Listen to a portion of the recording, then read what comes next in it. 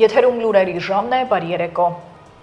Եվ այսպես վարչապետը պաշտպանության նախարարությունում հանդիպել է զինված ուժերի ղեկավար կազմի օպերատիվ հավաքի մասնակիցների հետ։ Նիկոլ Փաշինյանը կարևորել է բանակի շարունակական արդիականացումն ու այդ ուղղությամբ հետևողական քայլերի իրականացումը։ Անդրադարձ է կատարվել զինված ուժերի զարգացման ռազմավարական տեսլականին, անվտանգության նոր միջավայրի գնահատմանը, արդյունավետ կառավարմանը, մարդկային ռեսուրսների զարգացմանն ու այլ հարցերի։ Երկրի ղեկավարը պատասխանել է զինված ուժերի ղեկավար կազմին հետաքրքրող հարցերին։ Մինչև տարեվերջ բանակցային թղթերը կհրապարակվեն, վարչապետն անդրադարձել է երկրորդ և երրորդ նախագահների հայտարարություններին, նշել, որ դրանք վերահաստատում են, որ Ղարաբաղի հարցը հայտնի ուժերի ձեռքին եղել է թոք Հայաստանի Հանրապետությունը մոտակա ծառից կապելու համար։ Ժողովուրդների իրավունքները, պատմական արդարությունը և նման եզրույթները եղել են ընդամենը հիմնական նպատակը ծխածածկելու համար։ Բանակցային բոլոր գործընթացներն ու առաջարկները եղել են թոկը կարճացնելու մասին։ Մինչև տարեվերջ բանակցային թղթերը կհրապարակվեն և դա ավելի տեսանելի կդառնա։ Պատերազմը կանգնեցնելու բոլոր առաջարկները եղել են թոկը կարճացնելու մասին։ Թոկը կարճացնելու այս պրոցեսի վերջնանպատակը եղել է Հայաստանի պետականությանը վերջ դնելը։ Այդ սցենարում Ղարաբաղի կոնֆլիկտը պետք է ավարտվեր միայն ու միայն Հայաստանի պետականության կորստով։ Հայաստանի կյանքի գնով, Հայաստանի Հանրապետության և Ղարաբաղի մեր ժողովրդի պատմական ինտուիցիայի շնորհիվ կարողացել է դուրս գալ այդ սցենարից։ Նիկոլ Փաշինյանը Ռոբերտ Քոչարյանին և Սերժ Սարգսյանին առաջարկում է վերադառնալ այդ սցենարին, որն ի սկզբանե գրվել և իրագործվել է Լենին, պարտիա Գորբաչով կարգախոսի և մեծ հավանականությամբ KGB-ի հովանու ներքո։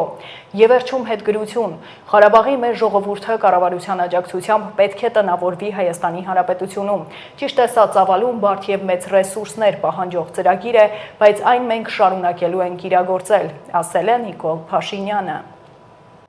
24 տարի առաջ Արագած սրճարանում սպանված Պողոս Պողոսյանի աջունը Կարտաշիրիմ են։ Երևանի ընդհանուր իրավասության դատարանը Կարեն Վարդխոյանի նախագահությամբ բավարարել է հանրային մեղադրողի միջնորդությունը։ Պողոսյանի աջունը արտաշիրիմելու անհրաժեշտությունն առաջացել է դեպքի ականատես Թիվեն Նյուտոնի այս տարվա մայիսի 16-ի ցուցմունքի հետ։ Ըստ հանրային մեղադրողի նոր ի հայտ եկած հանգամանքները կարող են հանգեցնել եզրակացության, որ կատարվել է դիտավորյալ սպանություն։ Հասարակական քաղաքական գործիչ Էդգար Ղազարյանին քաղաքացիների ընդունելության շրջանակում դարձյալ չեն ընդունել ազգային ժողովում։ Հանդիպումը նախատեսված էր Ռուբեն Ռուբինյանի հետ, որը 5-րդ անգամ հրաժարվել է ընդունել։ Լրագրողների հետ զրույցում Ղազարյանը պատասխանել է հարցին, արդյոք անլուրջ չէ իր պահանջը։ Ղազարյանի կարծիքով կառավարությունն իր գործառույթը չի կատարում։ Նա ուղիղ եթերում զանգահարել է մի փթեշգից, ներկայացրել իրավիճակը, ավելի ուշ զանգել է նաև ազգային ժողովի նախագահի ընդունարան, հարցրել ինչպես կարող է իրեն ընդունել Ալեն Սիմոնյանը։ Նրան պատասխանել են օգնականները, որ կարող են ընդունել, իսկ անձամբ ընդունելություն չի իրականացնում Սիմոնյանը։ Ղազարյանը գրանցվել է ընդունելության համար։ Ընդհանուր ընդունելության չարժանացնելու քանակը շատ է, բայց ասենք Հակոբ Արշակյան 4 հատ, Ռուբինյանը դառավ 5 հատ, ընդեղ էլի պատգամավորներ կան, որ կրկնակի հանցագործություն։ Ես մի խոսքով ԿՊ-ի ներսում արդեն 24 հոգանոց խմբակցություն ունեմ, եւ ես կարծում եմ, որ իրանք մի փրկություն ունեն այս հանցանքից ի վերջո արդարացվելու, վարույթը կարճվելու, որ գնան Հայկ Մամիջյանի մոտ եւ միանան վարչապետին անվստահություն հայտնելու գործը։ Մեզ հենց այդքան էլ պակասում է մոտավորապես։ Եթե հիմա ԿՊ-ից 24 հոգի միանա նախաձեռնությանը, վարչապետին հնարավոր կլինի անվստահություն հայտնել, մենք է կպրծնենք, իրանք է կպրծնեն։ Վարչապետին անվստահություն հայտնելու գործընթացը որակում են անլուրջ։ Այսինքն, եթե մի գործընթաց նկարագրված է սահմանադրությամբ եւ դա իրենց որպես падգամավորների պարտականությունն է, դրա անլուրջը ո՞րն է։ Այսինքն, եթե իրենք փաստորեն իրենց падգամավորի որպես պարտականություն կառավարության գործունեությունը վերահսկելու անլուրջ են համարում, քիչ վերաբերվում է վարչապետի գործունեությանը, բայց հենց այդ եմ ուզում իրանց հետ ասելով խոչի։ Վարչապետի գործունեությունը պիտի համապատասխանի կառավարության գործունեության ծրագրին։ Հələ մենք թող գան նստենք կառավարության գործունեության ծրագրի ցանկացած էջը բացենք կարդան։ Տեսնենք այդ գործունեության ծրագիրը կատարվում է թե չի կատարվում։ Ակնհայտ է որ չի կատարվում, բայց եթե չի կատարվում, նրանք պիտի վերահսկեն կառավարության գործունեությանը, եթե չի կատարվում անվստահություն այդեն, ո՞նց կարա դա համարվի անլուրջ։ Անլուրջ իրանց հիմիկվա կարգավիճակն է եւ այս գործընթացի այստեղ գալու նպատակը նրանց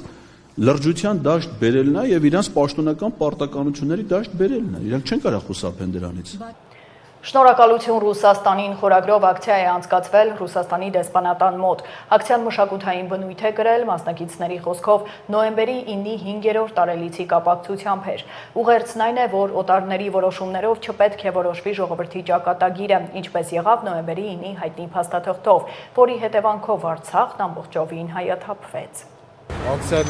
մշակութային է կրում, որը հիշատակում է 5-րդ տարելիցը, նոյեմբերի 9-ի ուշ գիշերվա եւ 10-ի առավոտվա,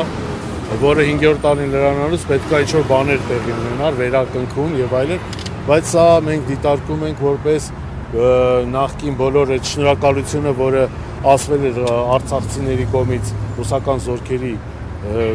գալով պատերազմից հետո եւ արդյունքը եղավ Արցախի ամբողջական հայաթափումն ու Ադրբեջանի նվիրաբերումը, ինչպես Կարսի պայմանագրով Հայաստանի մեծ տարածքները տրվեցին։ Եվ դրա համար հիմա մեր ակցիան նվիրված է շնորհակալություն Ռուսաստանին հենց այդ խորագրով։ Նոյեմբերի 9-ը ինքը մենակ կոնկրետ նոյեմբերի 9-ը չի, ինքը օտարների բաժանումը, կոնկրետ ռուս-թուրքական բաժանումը մեր երկրի ճակատագրի, մեր որոշելիք է, այսինքն մենք չենք ընդունում օտարների որոշումը։ Սրա մասին է խոսքը, սրա մենտալիտետի մշակութային գործոնը, որը ուղերձ է հենց առաջինը քաղաքական գործիչներին, որ օտարների կնքած պայմանագրերով եւ որոշումներով չի որոշվում մեր երկրի ճակատագիրը, դա մեր որոշելիքն է, իրանցը չի։ Սա խորհրդանշումը հենց դա։ Հրազդանի ցեմենտի գործարանի աշխատակիցները չեն վարձատրվում։ Այսօր բողոքի ակցիայի ժամանակ նրանք ասել են, որ 1 տարուց ավելի է աշխատավարձ չեն ստացել։ Նրանց ոչ մի հստակ պատասխան չեն տալիս, օրինակ ազատված են աշխատանքից թե ոչ։ Ակցիայի մասնակիցները դիմում են կառավարությանը այդ հարցով զբաղվելու համար։ Ես կարամ ես վիճակին այլտեղ աշխատեմ։ Այստեղ էլեկտրիկ եմ այստեղ գիզման արտադրամասում։ Բարձր տեղերի հետ գործ ունեմ, ամեն ինչի հետ։ Մի օր կարող անդեից անգնեմ, մի հատ հիվանդանոց գնում եմ, փողապետ որը ստուգվեմ։ Էսա այնա։ Իրենք չեն ապահովում ձեր բժշկական ծախսերը։ Չէ։ Մենք մեր ջեբից պետք է բանանք, դա չկա, որտեղից անենք։ Գլուխս պետք է նկարեմ միկրոինֆարկտ եմ տարել, 50,000 փող են ուզում, չեմ կարում տամ։ Դուք էլ 1 տարուց ավելի չեք ստացել աշխատանք։ Ես տարի 3, ես հոկտեմբերի 1-ից եմ նստել տունում, մինչև հոկտեմբեր, չէ, 25 թվականի մինչև հոկտեմբերի 1-ը աշխատել եմ ես։ Հերթապահ։ Տարի 3 ամիս, 4 ամիս։ Էլի նույնը ինչ որ ասել են, այսօր կլնի, էգուց կլնի։ Մենք էլ հավատալով, որ պտի ալնի։ Տես ամիս ձգձգելով հասել ենք այսօրին։ Հավատացել ենք, որ կլնի։ Ո՞վ է ձեզ հավաստիացրել, որ լավ է սա։ Սնունքի կառավարիչը, բարձր տնօրինությունը։ Փակած է, պլոմբած է, ոչ մեկը չեն աշխատում։ Մենք մեր գործարանն ենք ուզում։ Շատ անենք։ Բայց այդ ղեկավարները ներկայացնում են, մենք հասարակ աշխատողներ ենք։ Սնանք են ճանաչել ինչ որ, ես չգիտեմ, այնտեղ ղեկավարներին հարցեր եք էտի, սնանք են ճանաչել ու այդտենց գնաց կործանման, վերջ, կործանվեց ու վերջ։ Ուղղակի ստեղ մի հարց է ինձ զարմացնում, եթե պետությունը հակված աշխատատեղեր բացելով, ինչ տեսանկյունից է ինքը 400 մարդու աշխատատեղից զրկում ու նոր աշխատատեղ բացում, ես դրա իմաստը չեմ հասկանում, երբ որ այսքան մարդիկ եւ նրանք այն տարիքում են, որ այսօր 20 տարեկան չեն 30, որ ուղարկեն գնան։ Մարդիկ արդեն կեսը թոշակառուներ են։ Եվ իմ տարիքում, ասենք, շատ դժվար է գնալ մեկ ուրիշ տեղ նոր մասնագիտություն սովորել, նոր չգիտես ինչ։ Աշխատել եմ հերթափոխի վարպետ։ Ես իմ գործը լավ գիտեմ, կարողացել եմ անել։ Մենք տվել ենք որակյալ արտադրանք, ցեմենտի։ Հա, ու այն որ Պարսկաստանը մեզանից է կլինկեր տարել տարիներ շարունակ, այսօր մենք ենք իրանից վերցնում, արտահանողից դարձել ենք ներմուծող, ես չեմ կարծում, միթե այդ ձևով կարելի է երկիրը շենացնել կամ չգիտես ինչ։ Եթե զավոդը պարզ ունենար, սնանք չէին ճանաչ։ Ուրիշ 400 հոգի մնացել են, բայց տունը նստած են 2/3-ով։ ու 12 ամիս աշխատավարձ չեն ստացել, 13։ Հետ էլ գալիս է նրանից, որ պարտատերերը պարտքերը չեն տալի, 570 միլիոն պարտք են, ցեմենտը տարել են, փողը չեն տվել զավոտ, դա պետք է տան, որ ժողովուրդը աշխատավարձ ստանա։ Այժմ առաջարկում եմ ծանոթանալ աշխարհում կատարվող իրադարձություններին։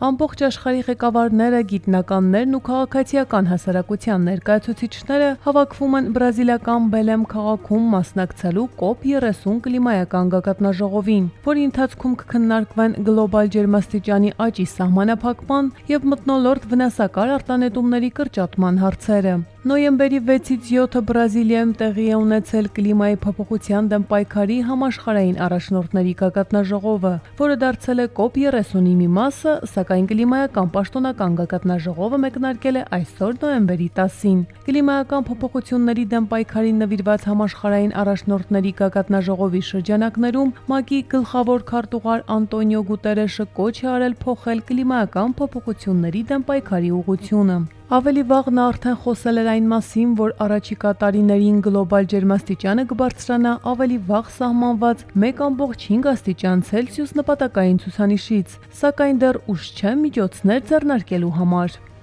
Ռուսաստանի անվտանգության խորհրդի քարտուղար Սերգեյ Շոյգուն ժամանել է Կահիրե։ Այդ մասին նոյեմբերի 9-ին հաղորդել է Ռուսաստանի Դաշնության անվտանգության խորհրդի աշխատակազմի մամուլի ծառայությունը։ Մամուլի ծառայության տվյալներով Սերգեյ Շոյգուն բանակցություններ կվարի Եգիպտոսի նախագահի, ազգային անվտանգության հարցերով խորհրդականի, արտաքին գործերի նախարարի, պաշտպանության եւ ռազմական արդյունաբերության նախարարի, ինչպես նաեւ երկրի ուժային կառույցների եւ հատուկ ծառայությունների մյուս ղեկավարների հետ։ Աշխարհում բոլորը վախենում են Թրամփից։ Այս մասին հայտարարել է Ուկրաինայի նախագահ Վլադիմիր Զելենսկին հարցազրույցի ժամանակ։ Լրագրողի հարցին, թե արդյոք ինքը վախենում է ԱՄՆ նախագահից, Զելենսկին ընդգծել է, որ թշնամիները պետք է վախենան, իսկ իրենք թշնամիներ չեն։ Ուկրաինայի նախագահի խոսքով բրիտանական միապետ Չարլզ III-ը օգնել է իրեն կապեր հաստատել Թրամփի հետ, նրան բնութագրելով որպես Ուկրաինայի ակտիվ կողմնակից։ Ուկրաինայի նախագահը Միացյալ Նահանգներն անվանել է երկարաժամկետ ռազմավարական գործընկեր, ընդգծելով Վաշինգտոնի հետ ընդհանուր արժեքների առկայությունը ի տարբերություն Ռուսաստանի։ Վերջին մեկ ամսվա ընթացքում իսրայելական հարձակումների հետևանքով Լիբանանում զոհերի թիվը հասել է 28-ի, այս մասին հայտնել է Լիբանանի առողջապահության նախարարը։ Նա դատապարտել է Իսրայելի կողմից 2024 թվականի հրադադարի խախտումները եւ ազգային միասնության կոչ է արել։ Չնայած Հեզբոլահի եւ Իսրայելի միջև 2024 թվականի նոյեմբերի 27-ին կնքված հրադադարին, 2024 թվականի նոյեմբերի 27-ից մինչև 2025 թվականի նոյեմբերի 3-ն ընկած ժամանակահատվածում Լիբանանում Իսրայելի կողմից օդային, ցամաքային եւ ծովային խախտումների ընդհանուր թիվը կազմել է 5163։ Հարձակումների հետևանքով զոհվել է Լիբանանի 309 քաղաքացի, վիրավորվել 598-ը։ Հակառակ հրադադարի համաձայնագրի իսրայելական բանակը մասամբ է դուրս եկել հարավային Լիբանանից, շարունակելով իր ենթակայության տակ պահել վերջին պատերազմի ժամանակ գրավված լիբանանյան 5 կարևոր բլուրները։ Սլովակիայի արևմուտքում նոյեմբերի 9-ի երեկոյան երկու ուղևորատար գնացքների բախման հետևանքով տասնյակ մարդիկ վիրավորվել են։ Երկու գնացքներում մոտ 800 մարդ է եղել, երբ դրանք բախվել են մայրաքաղաք Բրատիսլավայից մոտ 12 մղոն հյուսիս։ Սլովակիայի շտաբ բժշկական օգնության գործողությունների կենտրոնի տվյալներով բախումից հետո մոտ 79 մարդ տեղափոխվել է հիվանդանոց։ Նրանցից 3-ը ծանր վիճակում են եղել կրծքավանդակի եւ որովայնի վնասվածքներով։ Դեպքի վայր են ժամանել ավելի քան 60 ոստիկան եւ 70 հրշեջ։ Ֆիլիպինների հյուսիսում մոլեգնող թայֆունի հետևանքով մահացել է 2 մարդ, վիրավորվել եւս 2-ը։ Ֆունգ Վոնգ անունով հայտնի թայֆունի պատճառով շուրջ 1 միլիոն մարդ է տարհանվել իրենց բնակավայրերից։ Սուպեր թայֆունը նոյեմբերի 9-ի ամբողջ գիշերը հարվածել է երկրի գլխավոր կղզուն ուժեղ քամիներով, հորդառատ անձրևներով եւ փոթորկոտ ալիքներով։ թայֆունը տապալել է ծառեր եւ էլեկտրականության սյուներ։ Տեղումների առաջացրած սուղանքների եւ ճանապարհների քանդման հետևանքով առնվազն 3 գյուղ կտրվել է արտաքին աշխարհից։ Իշխանությունները այս պահին վնասի գնահատման աշխատանքներ են իրականացնում։ Հայտնի է, որ նոյեմբերի 9-ից Ֆիլիպիններում չեղարկվել է շուրջ 400 թռիչք։ Ֆունգվոնգ թայֆունը 21-րդն է այս տարի Ֆիլիպիններում։ Դրան անմիջապես նախորդել էր Կալմայեգի թայֆունը, որի հետևանքով երկրում զոհվել էր 224 մարդ։ Արմինե Գևորգյան, Update լրատվական։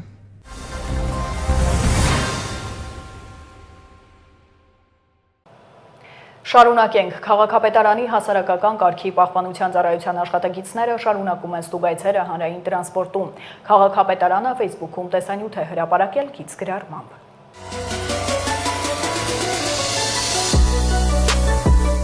Հարգելիներս, Երևանի քաղաքապետարանի հասարակական կարգի պահպանության ծառայությունից ենք ու հետոմսերի հետ կապված հսկողություն ենք իրականացնում։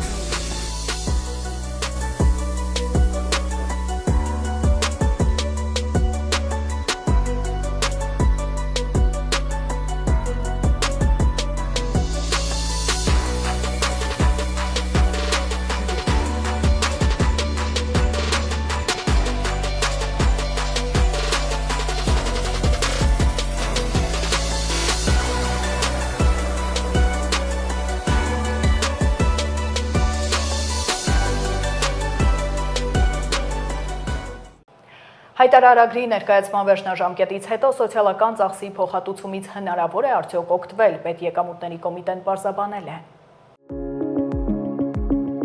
Եկամուտների հայտարարագրի ներկայացման վերջնաժամկետից հետո հայտարարտուն սոցիալական ծախսի փոխհատուցումից կարող է օգտվել, թե ոչ։ Հարգելի քաղաքացի, 2024 թվականի հաշվետու տարվա համար սոցիալական ծախսի փոխհատուցումից կարող եք օգտվել, եթե մինչև սահմանված վերջնաժամկետը հարկային մարմին եք ներկայացրել էլեկտրոնային ստորագրությամբ ավերացված հայտարարագիրը։ Սակայն կարևոր է իմանալ նաև, որ եթե ձեր հայտարարագիրը սահմանված ժամկետում հարկային մարմին չեք ներկայացրել եւ այն համարվել է ներկայացված հարկային մարմնի կողմից նախալրացման արդյունքում, ապա կարող եք վերջնաժամկետից հետո ներկայացնել էլեկտրոնային ստորագրությամբ ավերացված ճշտված հայտարարագիր եւ օգտվել սոցիալական ծախսի փոխհատուցման հնարավորությունից։ Իդեպ, եթե մինչև սահմանված վերջնաժամկետը ներկայացրել եք էլեկտրոնային ստորագրությամբ ավերացված ձեր հայտարարագիրը, սակայն հաշվարկային փաստաթղթի բացակայության պատճառով չեք ստացել սոցիալական ծախսի փոխհատուցում, ապա սոցիալական ծախսի առկայության դեպքում համապատասխան հաշվարկային փաստաթուղթը դուրս գրվելուց հետո կարող եք ներկայացնել ճշտված հայտարարագիր եւ օգտվել սոցիալական ծախսի փոխհատուցման հնարավորությունից։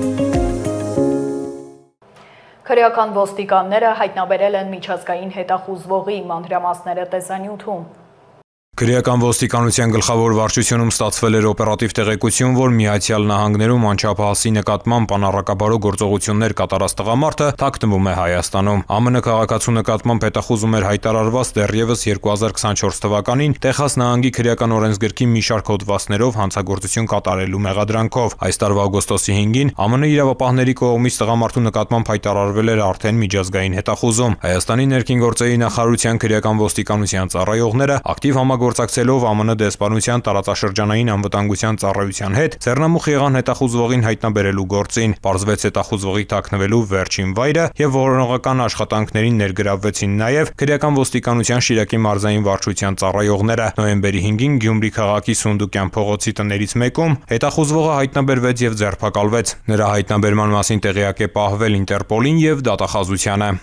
Ծանուցում ենթադրյալ հանցանքի մեջ կասկածվողը կամ մեղադրվողը համարվում է անմեղ, քանի դեռ նրա մեղավորությունը ապացուցված չէ Հայաստանի Հանրապետության քրեական դատավարության օրենսգրքով սահմանված կարգով, դատարանի օրինական ուժի մեջ մտած դատավճռով։